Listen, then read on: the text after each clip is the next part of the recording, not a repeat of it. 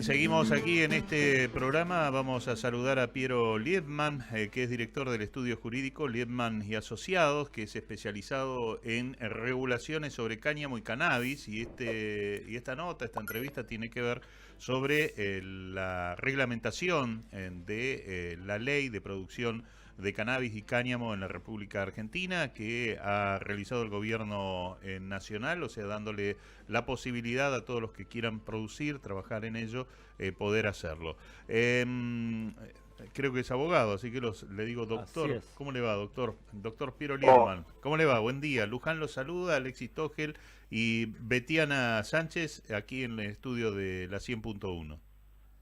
Buenos días, ¿qué tal? ¿Cómo están? Bueno, un gusto saludarlos y sí, la verdad muy a la expectativa de todo lo que va a generar esta nueva reglamentación para lo que es la industria del cannabis en la Argentina, una reglamentación que estábamos esperando ya desde el 2022, más o menos desde mayo del 2022, que generó esta espera bastante ansiedad en el mundo del cannabis y del cáñamo, pero que bueno, ahora nos llama a poner las barbas en remojo y a trabajar fuertemente para poder formalizar todo lo que es la industria del cannabis en la Argentina. ¿Y esta regulación es la que se esperaba o no? Digamos, en términos de ¿es la mejor o se puede mejorar? Siempre se puede mejorar, hay que ver cómo opera en la práctica. Es una reglamentación que en principio está incompleta, que dejó sin reglamentar el lugar de las pymes, y eso es algo que nos llama mucho la atención y que va a haber que seguir muy de cerca, porque digamos, aquellos que formamos parte de la industria del cannabis, lo que buscamos es una asociación de ese tipo, que aquellos que vienen cultivando y trabajando pese a la persecución incesante del Estado durante los últimos 70 años, puedan tener su lugar y que puedan ser reconocidos como trabajadores tal como lo merecen. Eso no nos queda claro con esta reglamentación, lo cual nos invita a seguir acompañando y trabajando para que aquellas decisiones que se tomen a partir de ahora sean, digamos, las mejores para los trabajadores argentinos, para generar una industria nacional soberana y que no sea una cuestión de permeabilidad de fondos de afuera y de grandes laboratorios que se lleven todo el negocio. Claro. ¿Qué es lo que pasa en muchos casos? Piero, ¿cómo está? Con Piero queríamos tener ya hace varias semanas una nota, que yo lo he escuchado en varios videos de YouTube, dando entrevistas y expresando las cosas con mucha claridad, sobre todo algo que después vamos a preguntar también, cómo juegan, cómo funciona acá también lo que se llaman clubes canábicos, que en otros países están más formalizados y en Argentina entiendo que del todo no. Pero antes me gustaría saber, en relación a esto de la reglamentación, ¿cuáles son, además del tema de los emprendedores y al registro de los trabajadores, qué otras cosas se pueden cuestionar o generan incertidumbre? A mí, por ejemplo, me ha llegado, estoy en un par de grupos que tratan el tema y que buscan también regularlo o buscan que se hagan regulaciones que favorezcan a más sectores. Y uno de los temas es el porcentaje de THC que se permite dentro de esta reglamentación para la producción, o sea, para la producción de cannabis como con fines industriales. Como por ejemplo ¿qué comentario puedes hacer y qué otras cuestiones más se deberían tratar o tener en cuenta para ver cómo se regulan? Es buenísima la consulta porque masivamente se salió esta cuestión del 1% de THC como régimen, y lo que se interpreta es, digamos, muchas veces que lo que se va a poder hacer es todo hasta el máximo 1% de THC, y no es eso lo que dice la ley. Lo que dice esta reglamentación es que aquello que tenga hasta el 1% THC va a ser considerado cáñamo. Y eso se va para poder cultivar cáñamo se va a tramitar a través de autorizaciones que van a ser en teoría de fácil acceso. Y aquello que sea de más de 1% de THC se va a considerar cannabis y va a ser a través de licencias que van a ser de más difícil acceso, pero va a ser posible. Una de las cuestiones más importantes que nos deja sobre la mesa esta reglamentación es que se va a poder utilizar toda la planta. Es decir, va a requerir distintos tipos de autorizaciones y distintos tipos de procedimientos para esas autorizaciones. Aún esos procedimientos no están claros, es decir, todo se va a tramitar a través de una ventanilla única que el Estado va a poner para que sea fácil y accesible, pero digamos que aún no nos han dicho dónde está esa ventanilla única ni quién la atiende. Claro. Sería ese el detalle que falta, pero sí sabemos que cannabis va a haber en la Argentina y cáñamo también. La diferencia va a estar por cómo se tramita la autorización o la licencia que se necesita para poder cultivarlo o para poder ser parte de la cadena. Claro, y creo yo, o entiendo que también los requisitos o la dificultad de esas licencias para que también estén al alcance de un mayor sector, no sé si todos, porque habrá algunos requisitos para cumplimentar que tienen que ver con salud, sobre todo, seguridad sanitaria y demás, pero que no quede solamente en manos de las grandes productoras o de las grandes empresas que manejan el segmento, que debe ser muy amplio en lo que tiene que ver con la industria del cannabis, ¿no? Claro, hasta ahora lo que nos da la ley es que las licencias van a ser otorgadas a estas grandes empresas y a estos grandes laboratorios, y lo que dice la ley es aquellas asociaciones civiles, por ejemplo, que se fueron conformando, van a poder acceder a un proceso de reconversión para transformarse en estructuras comerciales y poder comercializar. Ese proceso de reconversión ahí ahora todavía no está determinado, lo cual nos deja un primer sabor amargo en torno a esta normativa, porque te dice que algunos sí van a poder tener estas licencias y nos indica cómo, pero aquellas asociaciones civiles o las estructuras más pequeñas que hoy tenemos de distribución y abastecimiento legal de cannabis, no nos deja claro cómo se van a tener que reconvertir para poder comercializar, que es lo que todos quieren, digamos. Hoy no hay mucha diferencia entre un cultivador de soja y un cultivador de cannabis. Ambos dos son trabajadores y ambos dos tienen que ser reconocidos y poder hacer de su trabajo su medio de vida. Claro. Hola, Piero, ¿cómo estás? Betiana, te saludo, un gustazo. Un gusto. Sabes que yo te quería consultar. El cannabis medicinal es justamente para cuidar la salud, ¿no?, de las personas. ¿Qué tipo de estudios van a exigir o está exigiendo, o si la ley lo regula ya, las personas que van a poder decir qué cantidad o quién va a poder acceder a esta medicación, ¿no?, ya como medicación? Porque, por ejemplo, hay muchas cuestiones que no se pueden mezclar con el cannabis, como por ejemplo, no sé, si alguien toma clonazepam, está totalmente prohibido mezclarlo, y eso tiene que haber alguien, un médico probablemente, que tiene que tener el conocimiento acerca de ello. ¿Eso tiene alguna regulación hasta el momento? Como bien vos lo dijiste, está totalmente regulado y muy bien. Nuestra normativa en ese sentido es de avanzada y deja en cabeza de los médicos la decisión sobre quién puede tener acceso medicinal al cannabis y quién no.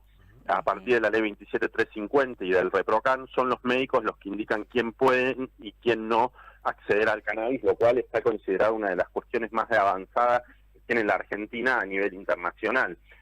Aparte tenemos la suerte de que desde nuestra perspectiva de salud se entiende el concepto de salud desde una mirada integral, el bienestar integral de la persona, y es quiénes son los que acompañan ese bienestar, los médicos, que son quienes indican quién puede tener ReproCan, quién no.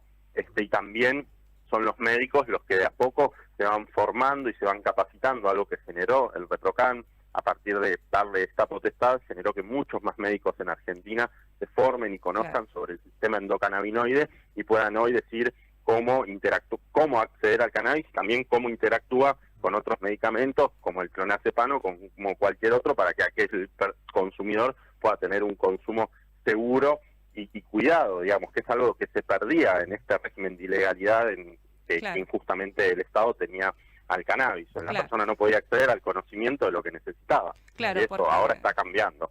Y actualmente no está esto en las universidades, digamos, no es algo que está regulado dentro de las universidades, la información del cannabis. ¿Dónde es que se forman? ¿Qué es lo que tienen que hacer para formarse los médicos en base a esta información y que sea, digamos, que esté certificada de algún modo, ¿no? Las universidades cada vez más empiezan a incorporar cátedras o posgrados que hablan del tema del cannabis en distintos rubros, digamos, porque puede ser, en la Facultad de Económicas hablar de cannabis va a ser muy importante, en la Facultad de Medicina, sin duda, en la Facultad de Abogacía, y cada vez más las universidades están ofreciendo posgrados y acceso a información para sus profesionales. Obviamente nos falta dar el paso final, que es que el tema del cannabis se incorpore a las currículas públicas.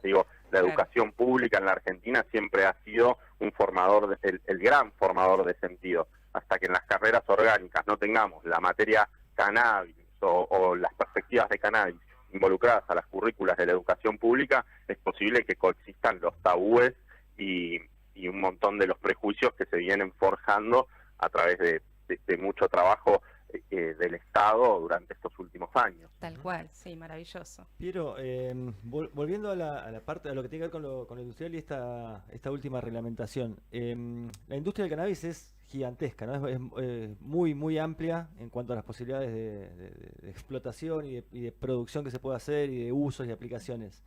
¿Qué porcentaje queda afuera o, digamos, a cuánto abarca esta reglamentación? ¿Hay determinadas cuestiones, determinados tipos o fines de uso que tiene el cannabis que quedan afuera de esta reglamentación o es relativamente amplia en función de estas posibilidades que permite la planta?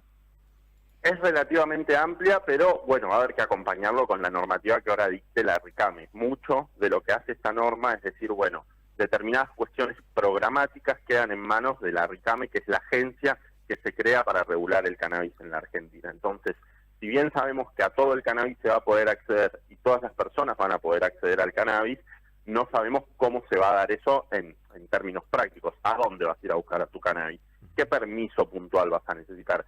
¿Quién lo va a poder producir? ¿Lo van a poder producir unos pocos o lo van a poder producir muchos?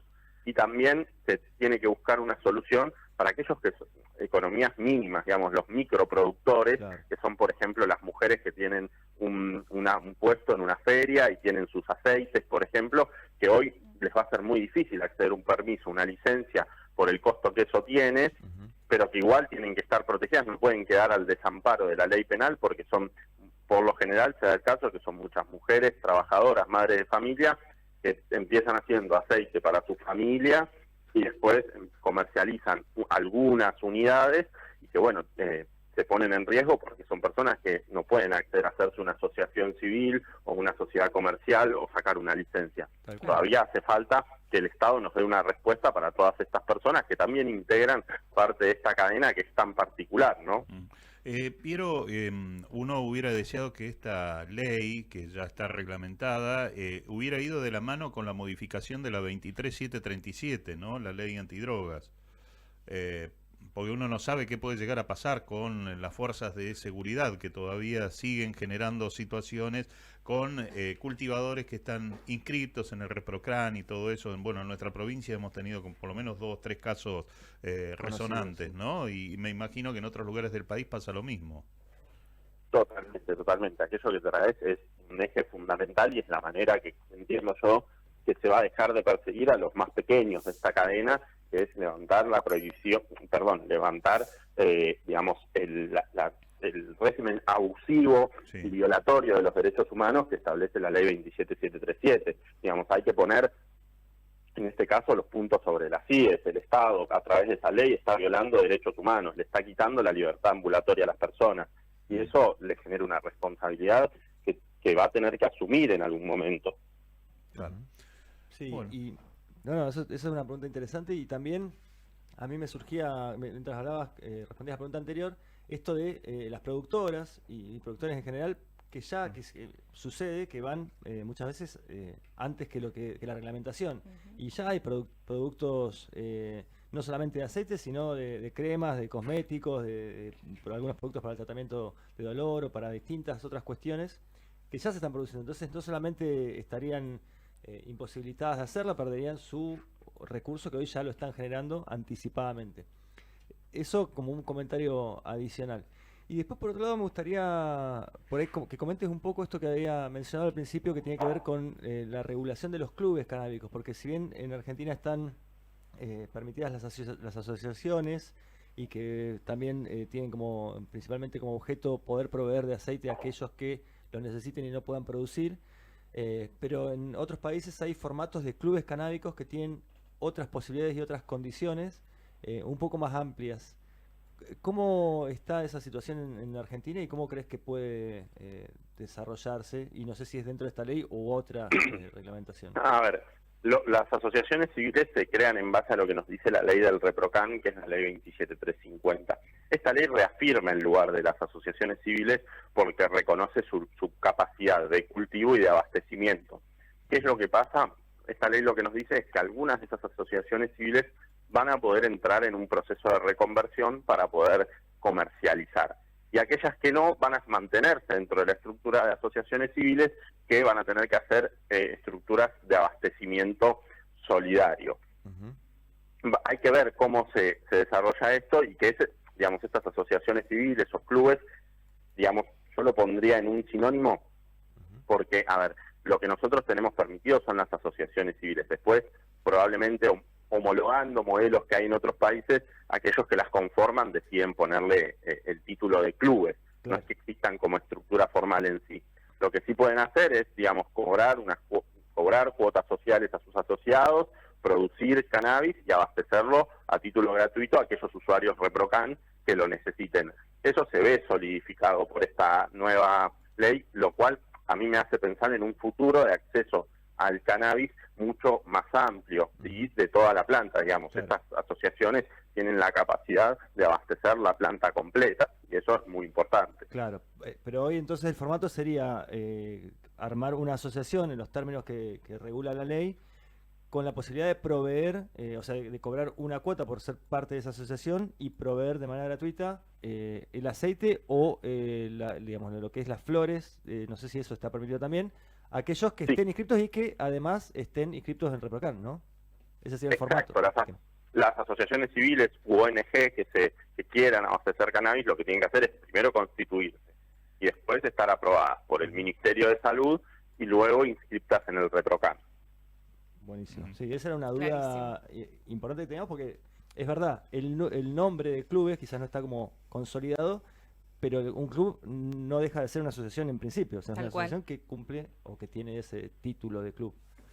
Pero los fines o los objetivos totalmente. Es una asociación de personas que en este caso están autorizadas a producir, cultivar cannabis para usuarios medicinales, junto con muchas otras actividades que puede hacer esa misma asociación civil. Claro. Hoy por hoy, digamos, aquellos que vienen produciendo cannabis y sobre todo los que buscan conformarse como asociaciones civiles, hacen muchísimas otras actividades que por ahí no son conscientes, pero que eran casi mandatorias por el régimen de prohibición, como por ejemplo informar a las personas que abastecen, acompañarlas en su consumo, poder orientarlas. Todas esas actividades son propias de una asociación civil, los cultivadores las vienen haciendo y es momento de, digamos, blanquearlas, ponerlas sobre la mesa y decir esto está sucediendo, hagámoslo de un modo orgánico, organizado y cuidado para todos. Sí. Claro. Y ahí surge otra pregunta, la última parte, no porque no tenga más, sino porque se nos va el tiempo, pero ¿qué pasa cuando estos clubes, estas asociaciones que tienen una determinada cantidad de tareas para poder brindar estos servicios, necesitan contratar personal? Y ese personal es personal que tiene que trabajar y hacer determinadas actividades que también tienen como un marco legal dudoso, hasta donde yo entiendo. ¿Es así? No. Aquellos que trabajen para las asociaciones civiles van a tener que ser trabajadores inscriptos como cualquier trabajador. Digamos, una asociación civil de cannabis no tiene mucha diferencia a una asociación civil, no sé, de un equipo de fútbol, por ejemplo, River Plate, asociación civil. Pero existe, perdón, que te interrumpa, ¿existe en AFIP una inscripción de trabajador de canábico, por ejemplo? A ver, las cuestiones vinculadas a lo sindical también se están debatiendo hoy en día, a dónde van a ser anotados estos trabajadores, pero por supuesto que una asociación civil puede tener a sus empleados en blanco. Si es un cultivador, será homologable a lo que hace un cultivador. Si es un empleado administrativo, va a ser anotado como empleado administrativo. Digamos, también hay que entender que la tarea propia que hace la persona que trabaja en el mundo del cannabis, a veces, o sea, es la misma que en otro rubro, solo que está estigmatizada, digamos, cuando vos decís, no, es un trabajador de una asociación civil en cannabis. Claro, no, la persona de la moto es la persona de la moto, la persona que cultiva es la que cultiva, la que arma el paquete es la que arma el paquete y la que lleva el envío es la que lleva el envío, digamos, y la administrativa es la administrativa. Las asociaciones civiles y toda empresa en el mundo del cannabis va a tener que tener a sus empleados en blanco, va a tener que cobrar en blanco, va a tener que pagar en blanco, y eso es muy importante, sobre todo en este momento en el cual el Estado por algún motivo también está regulando esta actividad porque quiere llevar control y también quiere recaudar, y es una actividad económica que le puede dar grandes oportunidades al Estado, por eso hay que hacerla de modo regulado. Claro. También una cuestión que trae esta ley para las asociaciones civiles es la cuestión de la paridad de género. Para que las asociaciones civiles puedan acceder a las licencias van a tener que tener un 50% de cupo de mujeres o trans para poder acceder a la licencia, lo cual es una novedad que celebramos desde nuestro punto de vista. Sí, yo con esto termino por mi parte, pensando, ¿no?, en todo lo que estamos nombrando, ¿cómo se llamará el gremio que nuclea a todos esos trabajadores, ¿no? Y además también, así como el cultivador es el cultivador y el jardinero es el jardinero, el catador es el catador. Habrá muchos que quieran ocuparse de eso, pues sí, es verdad eso que preguntás, Luis. ¿Qué encuadre gremial van a tener, no? Esa es toda una cuestión también. Sí, supongo que se va a ir debatiendo conforme se formalice la industria y realmente uno pueda ver cómo opera en la realidad, porque hoy cuando uno piensa en una estructura de producción de cannabis, por ahí ahora van a pasar a ser estructuras más formales, es decir, hasta ahora el cultivador hacía todo, era el que tenía que hablar con la persona que lo necesitaba, era el que tenía que hacer el aceite, era el que tenía que llevarlo en la moto o recibir a la persona. Entonces, ahora conforme se vaya formalizando la industria, también desde la práctica se van a dar cuestiones que nos van a marcar con más claridad estos caminos, que hay que tener un poco de paciencia, digamos, porque esto es muy nuevo en torno, o sea, la actividad y el cannabis en la Argentina siempre estuvieron y siempre se trabajaron y siempre contaron con una cadena productiva. Ahora lo que estamos haciendo es regulándola. Para eso hay que tener paciencia e ir acompañando las diferentes situaciones que se vayan dando, que son muy difíciles a veces de imaginar en su totalidad. Claro, yo decía lo de las cuestiones gremiales porque desde el poder político, quienes impulsaron o quienes trataron precisamente la ley que después aprobaron en el Congreso de la Nación, fue reglamentada por el Poder Ejecutivo, mencionan que iba a generar 10.000 puestos de trabajo, y para un gremio 10.000 personas afiliadas es una cantidad importante, ¿no? Por eso lo señalaba. Sí, yo no comparto ese número, la verdad. Ese número para mí fue un tirado, no sé, no veo mucho respaldo hacia ese número, porque la realidad es que 10.000 puestos de trabajo, o sea, nada, en noviembre vamos a tener la Expo Cannabis, que van a ir un montón de mucho más de 10.000 personas que trabajan en la industria del cannabis. Entonces, junto con ese número va el reclamo de que el Estado realmente busque reconocer a la totalidad de los que hoy ya se dedican al cannabis, que te puedo asegurar que son más de 10.000. Bueno, más atractivo para el gremio, entonces. Claro, es un número para darle un título, pero seguramente, por eso decía el tema de la amplitud de la industria, es enorme y el número seguramente es varias veces más grande. Sí. Piero, te agradecemos mucho los minutos, la información, ha sido realmente muy interesante todo lo que nos has proporcionado. Te agradecemos mucho. No, gracias a ustedes. Para mí, cada vez que, después de tantos años de prohibicionismo y de tabúes, cada vez que un medio de comunicación quiere tomar la cuestión, es sumamente importante para generar un cambio en este sentido, así que muchas gracias a ustedes. Viste, es como el sexo, antes no se hablaba y ahora tenés programas a la tarde que hablan. No, eso voy. Tantas cosas, tantos tabúes que hemos tenido en el abordaje periodístico en los medios de comunicación que se van derribando poco a poco. Totalmente, y acá estamos para colaborar con ello, así que bueno, muchas gracias y que tengan buen fin de semana. Igualmente, gracias Piero.